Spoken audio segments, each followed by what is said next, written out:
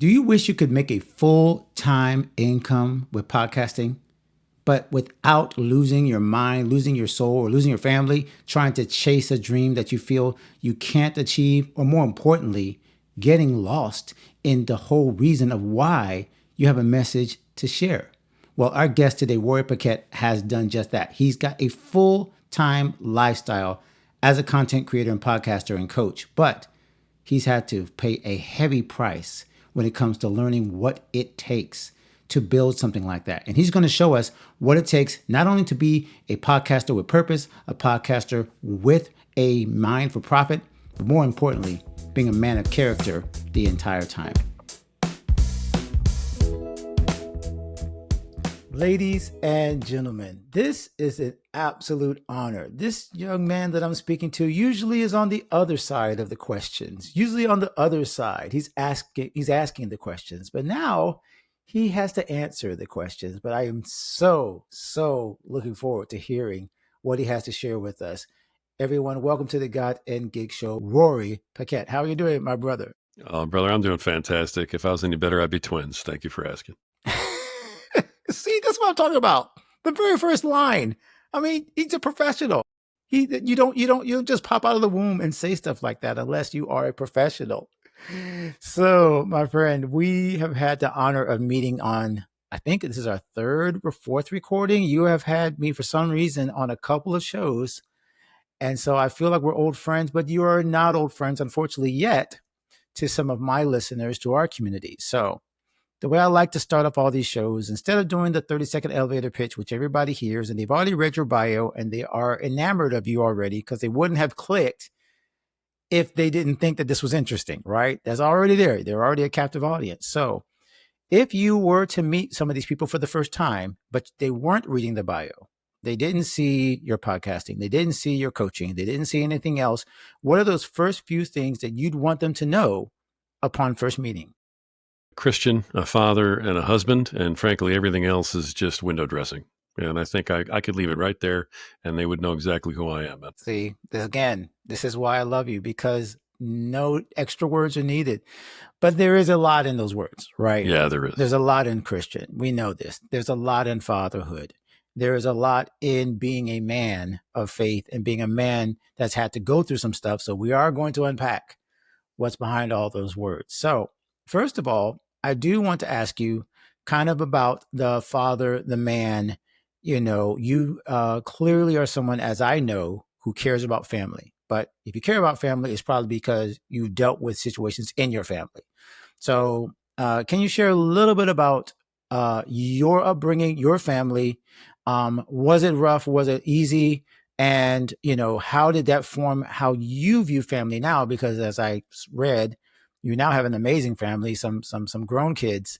But just talk a little bit about, like, where did your viewpoint or your perspective on why family is important come from? 100%. I appreciate that, actually. I do have three fantastic kids. I have a wonderful wife, three wonderful kids. They're all grown. They're 32, 24, and 21. And so, you know, I've been an empty nester for 3 years now. Still hurts. Still hurts. It's But weird, man. It's like a badge that you don't want. It's a right. trophy you don't want. Exactly. So It's true. you spend their whole lives raising the people that you love more than anything in the world to live without you, and it just and then you succeed, and you wish you could go back in time. But yeah, man, family's huge to me, and it's been the cornerstone of everything I've done my entire life. Because I didn't really have that growing up. It was really, really rough, actually. So, very abusive father. If he was there, he was beating the living daylights out of us and getting drunk. And if he wasn't there, then, you know, I was trying to figure out how we were going to eat, you know, and stuff like that. So, it was really, really brutal childhood growing up. But you know, you take what you can, and you take that, and you go, all right. This is the hand I've been dealt. You can't get mad at anybody else. You just go, look, I have to make the best of it. So I spent my youth learning to overcome whatever adversity came to us from my father mostly, and then my stepfather, who was worse, frankly. when you go through that kind of thing, you come out one way or the other is what I've been finding. And all the men that I talk to and the work that I do, you either follow that subconsciously and end up making all the same mistakes, or you come out of that situation with a firebrand and you say, there's absolutely no way I will ever make those mistakes. And I'm going to make sure in every single thing that I do that I will never make those mistakes. Um, when you're raised by a father who's an alcoholic, for instance, a lot of guys end up having alcohol problems after that. I came out of that and said, I'm never even going to give myself a chance for that. So I don't drink at all. Just don't. Like, why open the door? I saw what it could do. Don't need it. Don't want to go anywhere near it. Keep temptation out of my life, Lord. Thank you so much. It's stuff like that. And then when you have your kids, um, you want to make sure that not only you're giving them what you didn't get in terms of materialistic things and teaching and education, but you want to make sure you're giving them that love and that support and everything else that you didn't have. So I was blessed enough to find a lady that felt exactly the same way. Although she had a good upbringing, she wanted to pass on another good upbringing. And when we met, we talked, and from the get-go, kids were our number one thing. Um, I had a daughter when I met her because I actually had a daughter with my first marriage. That was very short-lived. And she, took her in like she was her own and has treated her that way since moment one. And then we had two more boys together. And brother, my family is the reason that I get up in the morning, even though they're not here now. I'm going to be needed at some point. I kind of feel like Batman now. Like when that signal goes up, I need to be ready to jump, and I'm in the Batmobile going. And I don't know when it's going to come, but I got to be ready at any moment to go serve my kids. And so it's everything to me, man. That is such a great analogy. I love the superhero, man. We are in the cave just waiting for the bat signal to come back up. And the beautiful thing about what you just shared, which is I came from a family where I did not know what my father had gone through. My father had a similar type of, well, actually kind of absentee father situation. And I did not know how did he become the man that he became, but he clearly picked your path. He picked a path where I'm not going to make the same mistakes and echo and do the same thing that I saw modeled or didn't see at all. Right. And one of the things that helped my father figure that out was sports and being mentored by coaches. Clearly, from both what I've read and from your approach, um, coaching and being a mentor and saying, "Hey, I'm going to model what I want you to do and show you how to do it." Walk the path, right? Walk the walk before I talk the talk. That also seems to be a part of your DNA. So, talk a little bit about that, like your coaching, whether it was sports, life, all that stuff. Again, seems like that's a theme for you. Great question, and it is 100% absolutely a theme for me. I've parented like a coach. I've coached like a coach. In terms of like raw actual coaching, I've coached all three of my kids through their sports since they were basically able to throw a ball of any kind. So I mean, it was baseball, it was basketball, it was football, it was track, it was throwing the shot put in the discus, it was volleyball for my daughter, it was softball for my daughter, it was everything. So I was always was a coach of a team, or even when they got in high school, I was an assistant coach volunteer for a team or something. So I've always been very involved in those aspects because I really wanted them to be able to do whatever they wanted to do with it. I wasn't pushing them like you have to do this. They wanted to Yeah. do it, and I wanted to make sure I was there to help them in any possible way that I could. So that's really where most of that comes from. Since then, I've run several businesses. I run them like I'm a coach. I've had people that I've been in charge of. I run my staffs like I'm a coach. And, now what I do for a living is I'm a podcaster and I'm a coach. So coaching's been a pretty big theme in my life. Yeah, that's safe to Yeah, say. man. It's so incredible how God kind of just constructs our lives and puts those things in our DNA and in our experience where, yeah, I say this all the time, at least as far as our age, you don't grow up saying, I'm going to be a podcaster. Like that wasn't a thing you could say on your, elementary school. What do you want to be when you grow up? essay.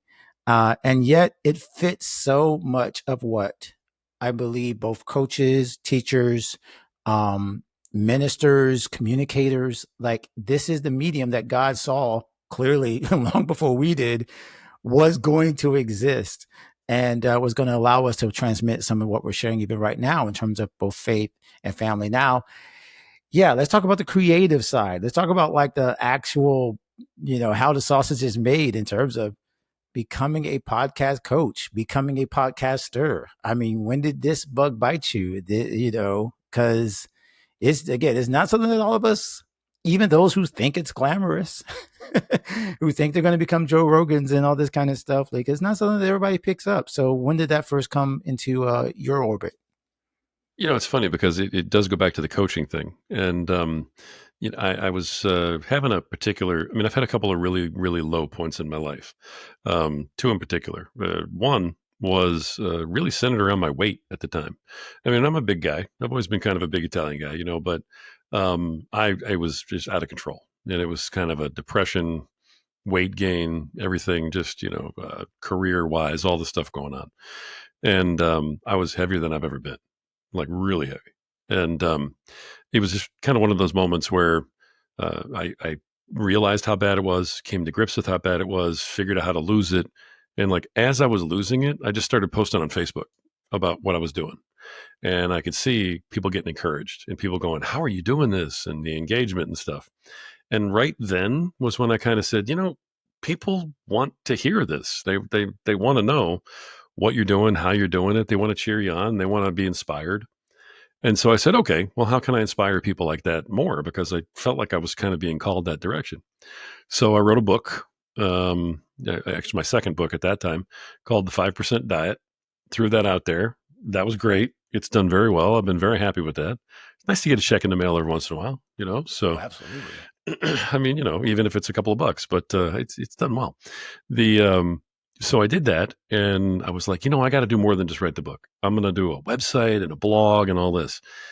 And in the middle of all of that, we had the pandemic going on. We had all of the political stuff happening, and all the religious persecution that was going on all around us, and at the time, and you couldn't congregate in a church, for instance. You know what I mean? It was it was fine to go to a demonstration. You know what I mean, and not wear a mask, but you couldn't go to church, Dog it. right? Oh man, So those were the days. I'm saying, Thank God they're over. in the middle of all of that, I had a very, very huge, existential crisis that had spoken to me earlier in my life that I was really reliving.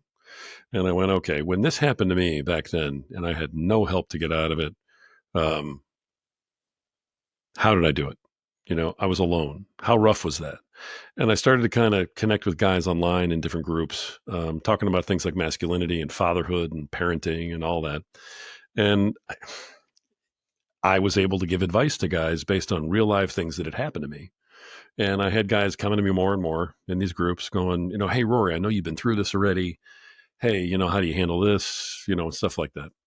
And I just said, I got to get this word out more.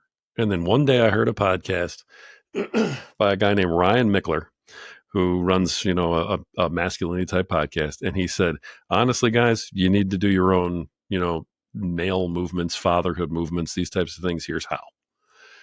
And it just hit me like a ton of bricks. I went, you know what? Why am I not doing a podcast? I sound better than this guy. I love you it. know, I have more experience than this guy does, and he's huge. And I'm like, that is how you get the word out. And yeah, after a bunch of hemming and hawing, and my wife kicking me in the butt and saying, go do what you're going to do. Because I put it off, paralysis by analysis forever. And one day she said, why don't you just go record something and get away from me and stop talking to me right now and just go. So I did. And episode 1 was born, was terrible, hated it, threw it out, and then figured out how to fix it. And then episode 1 was good enough to put up. And that was it. The bug was like, just got me. And I said, this is how you get all of that hope and inspiration and your dreams and everything else out of here, out there. And I just said, I got to do this. I haven't stopped since. Haven't stopped since is the understatement of the century. I will not try to make you count but roundabout between your shows, right? And now actually guesting, which is amazing. I'm glad you're entering this side of the microphone. About how many episodes would you guess you've been a part of, or helped produce, or hosted? It's been over 600. That's really the only thing that I've been able to come up with between all my podcasts and what I'm guessing are my guesting appearances. And I have you to thank for part of that. You were very instrumental coming to me going, when are you going to be a guest? When are you going to be a guest? When are you going to be a guest? I don't see you on Podmatch. What's going on? And I was like, I'm missing all these opportunities to go on these awesome shows with these fantastic guys that I've interviewed on my shows. And I said, plus, how am I coaching people right now? I coach podcasting, among other things. And I'm telling people that I'm coaching, you need to get on other shows and guest, right? And I'm not leading by example. And I'm going, you know what? I got to just get back in the water. So you are my third guesting podcast, okay, on my Yes. guesting tour that I'm putting Okay. together now Well, through I will August and take third. September. I'll take a first, second, third. It's still on the platform, yo. I'll That's take right. it, and I love the fact that you are. I think one of the biggest things about this is where we're just going to like drop all pretense and just like talk, right? Because we could go point by point by point, and oh, this is how you become a podcaster. This is your best mic, and this is your best thing. This is all these things, right? All these again. I see this all over the internet. It's why, to be honest with you, I have not felt comfortable being a podcast coach because I feel this need from everybody to have this, $1 million download process, which you and I both know does not exist. And so I've oftentimes felt like if I can't walk it out, I'm not going to try to teach it. So if I'm not going to walk out how to have a million download podcast and I don't want one, then why would I teach it? So I think it would be great if you share what you do get out of it in terms of your podcasting process and why someone should start one without all that stuff, right? So when someone comes into your orbit and they're like, "Oh, I want to start a podcast," and they start spouting off all the things, right? I want to be Joe Rogan. I want to be, a millionaire. I want to have brand sponsorships and all this stuff. What's your response to those people who want to start but have kind of like those stars in their eyes? I think a little dose of reality is always a good thing. And just saying, hey, listen, first of all, we need to understand you're not going to make $1 million at this in a month. It's just not going to happen. So I'm very upfront with folks. I mean, I do teach monetization on podcasts. I do teach folks how to make money. You do not need to have 1 million downloads to make money. But you do need to be creative and you do need to be able to do the work. You have to be willing to do the work. So it's there's a lot of ways to do it, but I have found a way to be a full-time podcaster with what I do, and with my coaching and with everything else that I've put together. I just train folks on that. And I also talk to them about why is it you want to be doing this. There's a lot of folks who get into it. I mean, I love your example, but there are a lot of folks who get into it that has nothing to do with the money. They want to get a word out, or they want to spread, their faith, or anything. And if the why is right, then I'll help them right now. Let's go, and we can accomplish that. So monetization helps because then it pays some of those bills, and you can at least turn it into a good side hustle that way. But I'm very upfront with folks. I never promise anybody anything that I can't deliver on. Period. I don't have millions of downloads, but I am fully monetized. Enough to do this for a living. So I come from a place of authenticity on the whole thing. Yeah, I think that's the key is authenticity and, results do speak, right? But that's why I appreciate you so much, like leading in with that. Like, yes, we need results. We need money. We need to effectively share our faith, effectively share our message, effectively share what you have to share, what God put in your heart, the passions, all that kind of stuff. And there's the beauty of podcasting there. Thank goodness you mentioned the pandemic, but, so far, no one has put censorship on RSS. That's one of the main things I kind of hang my hat on, which is this is the one medium which has allowed me the most freedom.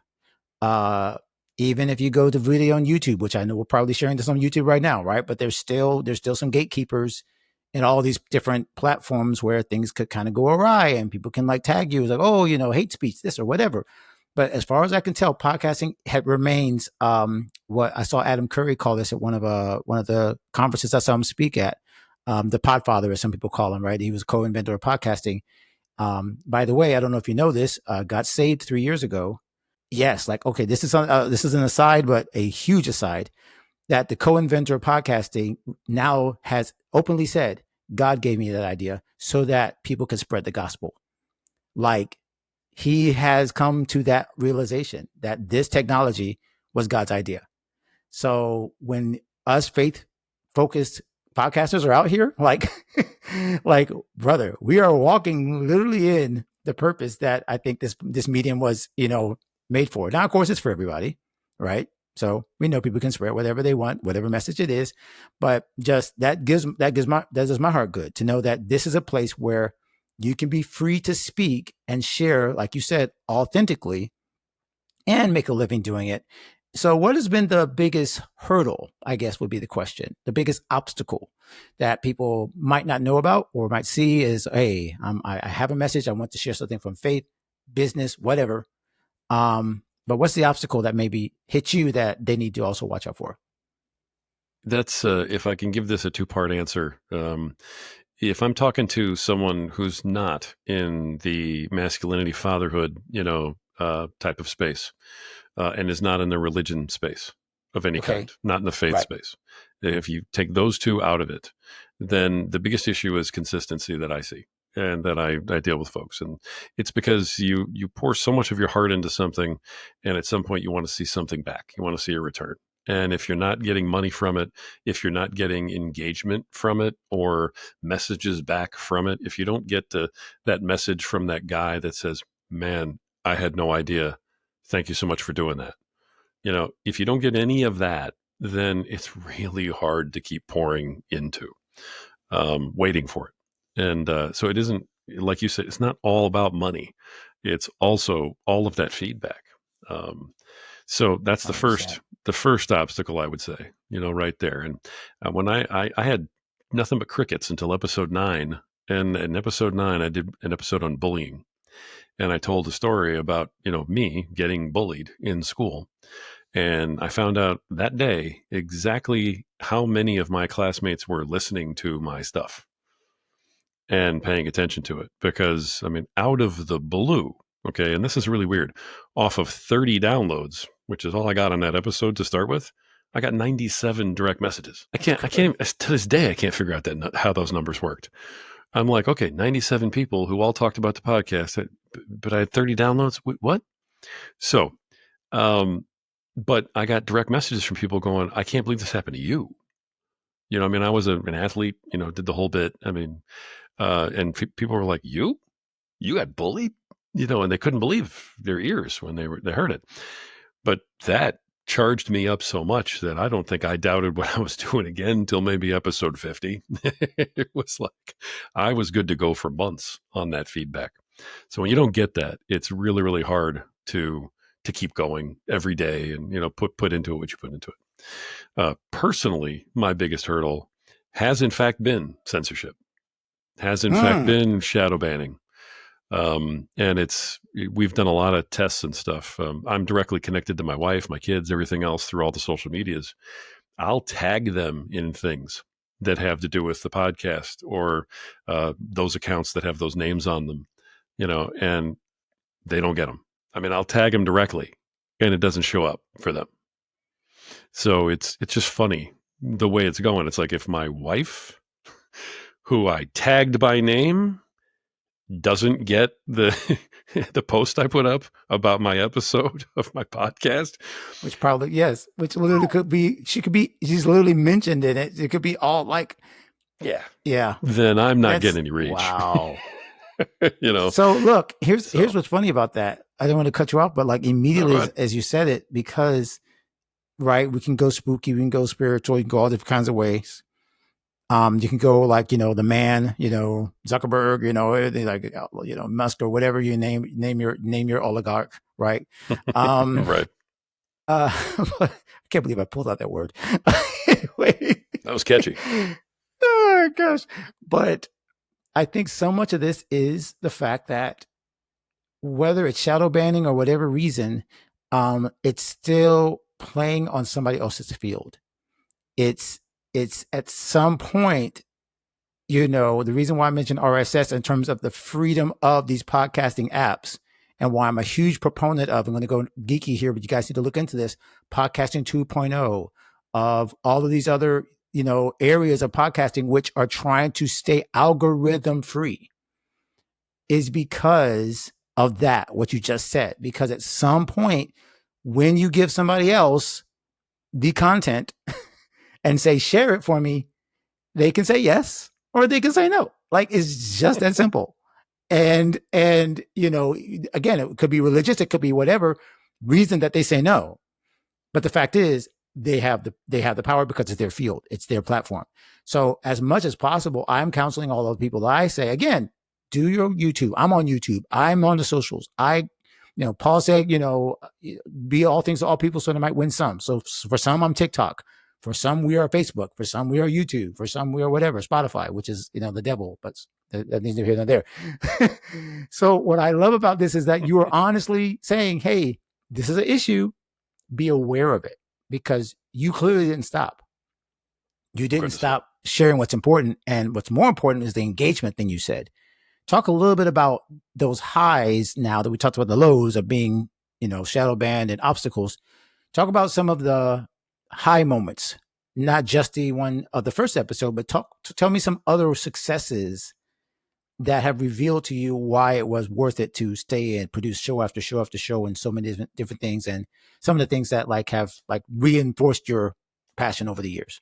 Yeah, I appreciate that. That's a great question. And that's what the thing that we should be focusing on really as podcasters. What are the highs? What are the big ones, right? What makes you feel Yeah. good inside? I have had several occasions, especially over time here, where I've had a particular guest that really, really struck a chord. Had a guy, Fathers Lives Matter, who a guy's name's Alan. He came on and he was talking about the divorce situation, dads, this sort of thing. And he had a huge following, but he came on my show and he shared it on his show, of course. And all sorts of folks from his following commented on my stuff and came to me going, "Thank you for having him on because so many people won't have him on," and so on. And then they also were talking about my story because, my daughter's from my first marriage. It was very unfortunate, just the way it happened. A lot of things went down, but um, it was a very, very open, honest conversation with he and I. I shared a lot about my issues, and these guys were like really resonating with the stuff I had shared, not just because Alan was on, but because of what I put out there. The stuff that was inside of me that went out. That was huge. That was huge. It was a very big deal. That also, I'm pretty sure that episode got me my first death threat out of all of the ones that I've received over the Whoa. time. but Wait, but we it was weren't still talking high. about mortal. We were not talking about mortal harm. Like, this has not entered my radar yet. I am a little nervous.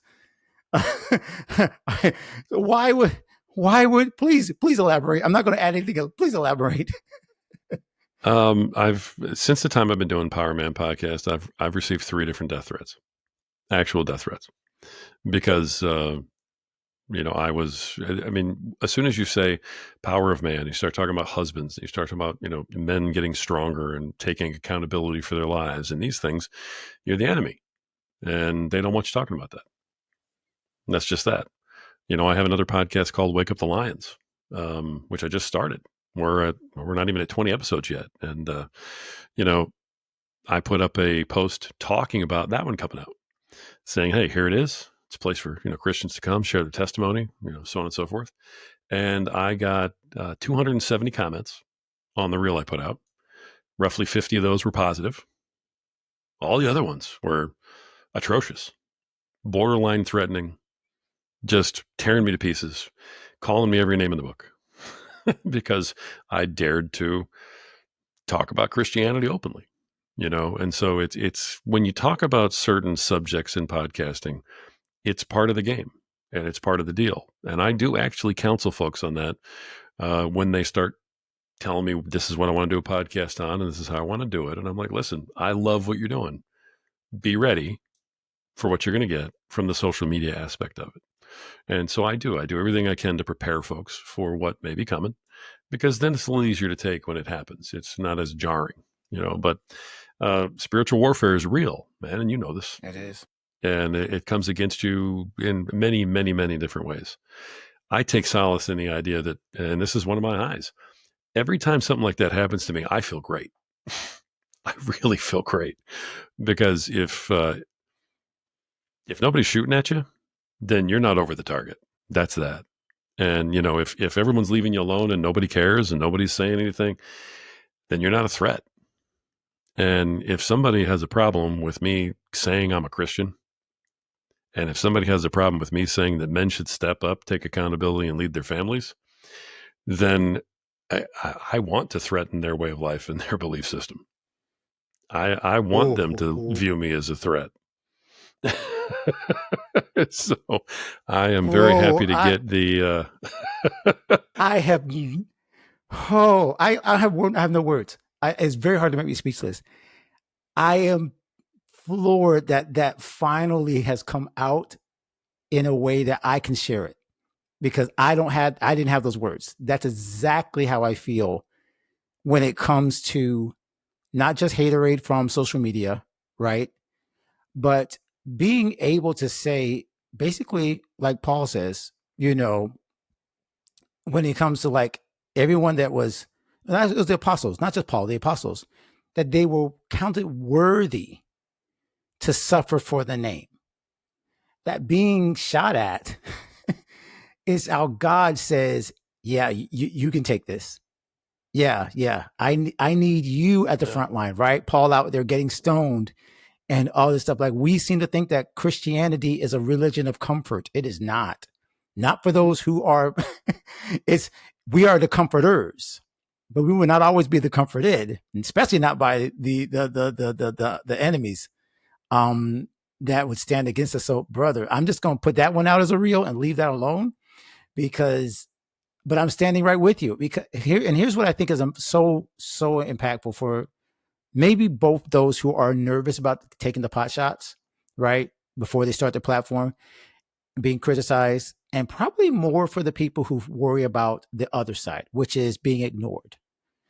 Because I think that part is maybe more fearful for many, many podcasters, Christian communicators, and specifically, that they will not take a stand, because they're trying to be nice, because they are like scared to be criticized, and then they get the crickets because they didn't take a stand or a perspective. So talk a little bit about that, like having a point of view, just going out, whether it's a show, whatever your media is, right? Instead of just saying, oh, I'm going to make a show for everybody and wondering why nobody comments. Is it because they didn't actually have something to say? Like, let's be honest. We're hitting hard today. So help us, coach. Help us out with people who don't hear anything because they're not really saying anything. I mean, you said it, brother. It's if you make a podcast with a message that's for everybody, it's going to be heard by nobody. It's going to be reacted to by nobody. It's going to reach nobody. I never worried about the ignored part, because when I was going through my lowest point ever, alone, in terms of no friends, family, nothing. It was just my wife, my kids, and me. But when I was going through that, I had no help at all. And when I started Power Man, I started it with the idea, and I say it in episode 1. So anybody can go back and listen to episode 1, and I say these words exactly, and I've held to them for 266 episodes so far today. If one person gets anything out of what I'm doing, then it's worth every single thing I'm doing. If I impact one life, and when you look at that and you just apply the compound effect to it, if every single one of us on this planet impacted one life, we would literally double the impact of the world. And that's how many billions of people. It's when you think about it like, hey, if all I do is talk to one guy, I didn't make a difference. Well, you know what? I might have made a difference to that one guy. if he went home and he was better to his wife, if he went home and opened up the want ads and said, I need a better job, if he went home and he didn't yell at his kid and he took a breath first and said, you know what, I've had a hard day. I don't want to take it out on him. If he went home and it's tough to talk about, brother. If he went home and felt like he wanted to, end it all and didn't, and I've heard that, then everything I did was worth it. Everything I did was worth it. I'll do 500 episodes for that one guy. That's what it's about. Don't know where this is coming from. I apologize. Usually takes me, a little while to get worked up into almost losing How it. But dare you apologize whew. for sharing truth? How dare you apologize for emotion? Now, again, this is where I get to dig into, like I alluded before we hit the record button, about the bomb drops I want to share with you, and why this is so impactful for just us and has way more to do with what God is doing in both of our lives and the lives of men and women. That this is about family. This is about the family of God, right? My pastor, Pastor Steve Alessi, wrote a book about 4 or 5 years ago called 42. It was about the story of the 42 minutes that he was worked on after he had the widowmaker heart attack, and 5 paramedics worked on him for 42 minutes to keep him alive. That is 16 years ago that the heart attack, and he has now dedicated his life to helping men to grow past their, what we call the 42 moment. I have been stewarded it. I can't talk there. I've been given the responsibility of helping to carry that message, first by translating his book into Spanish, which is a language I don't speak. And then also helping to produce the podcast, The Family Business with Alessi's, about the family of the podcast. So that all came out, me joining the church, becoming a podcaster, then becoming a podcast producer, so that I could eventually see the kind of impact that it's having on men just like you. Now, I read that you had some type of experience where, was it a year ago? Was it 2 years ago? Something like that, where God makes no mistakes. So talk a little bit about that, because I think the reason you're emotional is because you realize your life has purpose and meaning that you've been giving, and clearly the enemy was not happy with that. So he's tried many different ways to knock you on your back, physically and mentally. So can you talk a little bit about like what you've overcome? Because someone else, again, just like my pastor in his 42 moment, someone else needs to hear that there's life on the other side. So tell me a little bit about that. And, because clearly, again, you're a man of faith that's still going after something tried to knock you down.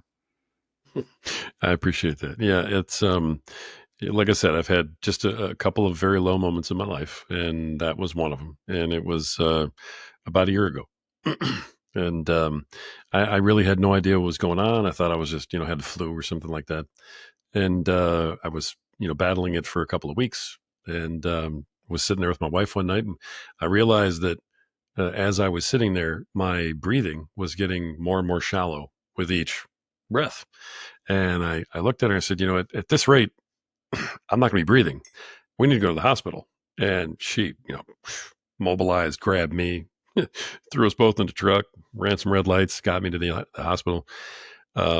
My math was pretty good, because I walked into the hospital, walked into the ER, and hit the floor, blacked out, stopped breathing, done. That was it. So she got me there just in time to get in there.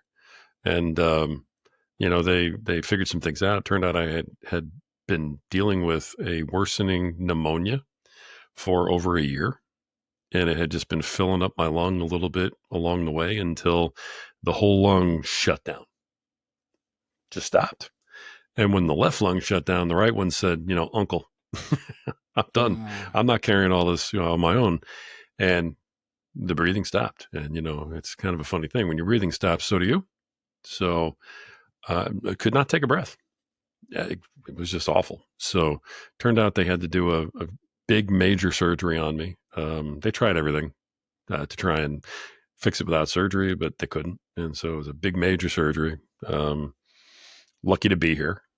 Even the surgery probably should have taken me out, but it didn't. And my wife was there every minute that I was in there. and taking care of everything else in the world. My kids were there, and it absolutely changed my life in that moment. Looking back, and you always get to look back, right? As long as you Yep. survive, you get to look back. God's been trying to get my attention for a while. He's been trying to get my attention for a long time, my friend. And I'm hard headed. I'm Italian, right? So it takes a minute. But this was clearly him going, enough, and saying, look, you got another shot, but let's get moving on it. I have things I need you to do. And from the time I came home, it was like a 3-month ordeal just to be able to walk around again. And I'm still not healed from it, to be honest with you. It's probably over a year of moving and healing and trying to rehab. But the I didn't really know what the mission was when I came out. It wasn't like I came out and there was a bright light and it was written in neon letters. It was something's wrong. You can't go back to what you were doing. You can't. What you're doing doesn't work. Here's what you got to do. And I just started making some changes, and really started appreciating my life and my wife and the where we needed to go and what we needed to do, and what I wanted to do with my life. So, I had been doing podcasting, part time. I had been doing, coaching for a long time along with it, but I was still working other jobs, doing other things. And I just said, I'm done. I'm never working for anybody else again. I'm not wasting another minute of my life for somebody else. I'm just going to dig into this and see where this takes me. And I've been led, brother, every single step of the way since then. I've been led, and it's all worked out one way or another. Even when I had no idea how it was going to work out, it worked out. Where's rent going to come from? I don't know. We'll figure it out. Keep moving forward. We came up with it. It was idiotic stuff like that where you just sort of go, how? Really? That sounds so ridiculous. No, not when you look back on it. And so my third podcast that I have going right now is just part of it. There's much bigger things from that are in the works that are coming. That I know I'm being called to do and to use my voice for. And I'm on the path now, man. So you have to wait till the next episode to find out about all that other stuff. Oh, exactly. Because stay tuned, brother. Yeah. I am absolutely I'm grateful. That's the word that's coming back to me. The Bible verse, I might mess it up. I don't have chapter and verse, but many are the plans of the man, but it's the Lord that establishes his steps. And so we have so many plans. And then my theme verse is Psalm 25:10, which all the paths of the Lord are full of mercy and truth to such who keep his commandments. Brother, there's been many paths you've taken, and yet God has been in every single one of them, including making sure that, he rebuked that, that sickness that tried to take you out. And that's where, again, I feel like there's so much, this has been ringing in my head. So forgive me, guys, if this has nothing to do with this. And I'm just like throwing out a whole bunch of things that, the might be Holy Spirit or the coffee, or both. But there's purpose in a pattern, and there's pattern in every purpose. And the pattern that your life has taken has purpose. And you are literally, again, like you said, as a coach, walking it out so that other people can follow the pattern. Because the pattern is, like you said, what do we know? We don't know. We're going to do it. We're going to follow through. We're going to step up. We're going to be consistent. What's the plan? I don't know. We're going to step forward. The same pattern that I followed when I left my school at 2005. I think it was about 2005. I left that school system for good. Stepped away from that. Then stepped out of full-time ministry at 2009. And had no idea where I was going. Same thing. There was a pattern, but there was a purpose and a pattern. And we're all figuring this out because God is ordering our steps. So your example, brother, is why I feel like we're already brothers from another mother, from however many miles away we are. Absolutely. Because I see that pattern. And we're united in that purpose. So with all this, you literally just dropped a huge load of encouragement, like a truckload, just boom, on somebody's head right now. So we're going to finish up with this because this has to be a part 2, right? We're going to do a sequel. Hopefully, we'll be jumping into our membership very soon. You guys will be able to hang out with him if you're in God and Gigs 360, our app. I am anointing him right now as our podcast creator expert because I'll be honest, I have not monetized my podcast fully. I'm not doing this full time. I do 3 shows. I work with several different things, but this is not my full-time gig. So I am absolutely wanting to get more, more of the nuts and bolts from you. We'll probably do that in a workshop or something like that in the future. Love to. But this is the catch, not the catch, but this is the the tie it up with a bow. If you could go back and talk to the Rory that was just getting married, that was just figuring out, second time, by the way, I'm mentioning something because I know the first one was not that long, but when you found your wife, when you realized you had a message, when you got in you heard that first podcast and you're like, I have a voice of an angel. Why am I listening to this guy? Because you do have the voice of, I think of Gabriel. I think if God is looking for a Gabriel or someone to blow the trump and I think he's going to pick you. I do. I think he's going to pick your voice. Wow. Thank you for that.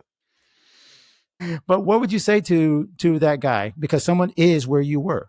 Someone is thinking they've got a message, realizing that they've got something to share and they haven't met you yet. They haven't joined your program yet. So what would you say to the person who is where you were?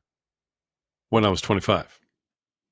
Yeah. Yeah. Okay. Right before. Yeah. Well, wait, I'll put the age. You can go wherever you want with the age. Oh, I don't no, know. I'm just wondering, who am I talking to? How old am I in this thing or where in my life? Back when I made the decision to go to podcasting or? Yeah, I'd say right when you start to realize there was something that you had to say. There was something that you had to say, not following somebody else's platform, when you were like, wait a minute, this is something I should be saying. So what would you say to that person? I got you. That's a great question. I love the way you phrase that. So I just want to be careful. I got to make sure I'm giving you the right answer here. Let's be clear. Let's be clear, not clever, man. It's all good. If I was talking to the guy who was first saying, man, I really need to share this message. I need to get this out. I don't want anybody ever to be alone, and have to deal with this. What I would say to that guy is absolutely do it. Don't doubt it. It's all going to work out. Hug your kids as much as possible. It's rough, man. You're killing me today. and love your wife and appreciate your wife through this whole thing. Because, you get to that point where you think that you treat each other like partners more than anything else, instead of treating her like the queen that she deserves to be treated like. And it's a very big mistake a lot of men make. And it's a mistake that I made. And it's one of the biggest things that I would go back and change. So I would tell myself that. Appreciate your wife, love your kids as much as possible, and do not stop. Let's start now. That's what I would tell them. And I believe in faith that someone literally just heard it. And just like you got those 97 comments, whether we see them or not, right? Whether we see the results or not, again, God's word does not return void, man. This is why you are, again, a brother. And I believe a brother is born for adversity and a friend loves at all times. So someone you just spoken to right now. So thank you, Rory, bro. Like, look, I'm just going to let the Holy Spirit do what the Holy Spirit's already done. We're not going to try to add any more bows to it. God bless you, brother. I know this is not the last time we'll do this, but thank you so much for sharing your heart, your wisdom, and your just everything that you are as a man. I honor you. I thank you for being the man that you are. I thank you for being the father that you are. I thank you for stepping up and being the man of God that you've been called to be and have not been told, man. So get ready. Buckle up. Thank you, brother. I appreciate that. Bless you. Thank you for that. My friend, thank you for watching this episode. If that blessed you, you got to make sure that you stay connected with this community and this channel so that you can get more where that came from. We're sharing great interviews, tactics, strategies, mindsets, lifestyle choices, everything that's going to help you become a totally confident creative. And don't miss an episode of the God and Gig Show. If you are staying connected to our channel, you'll be able to find us anytime we release new episodes. And you can check out some of our archives of almost 200 episodes now that we've shared over the last few years. Make sure you check out one of the suggestions right now because it's probably perfect for you to continue to develop as a creative. And continue to stay connected with us because we're here to help you become the creative that God created you to be. We'll see you in the next episode.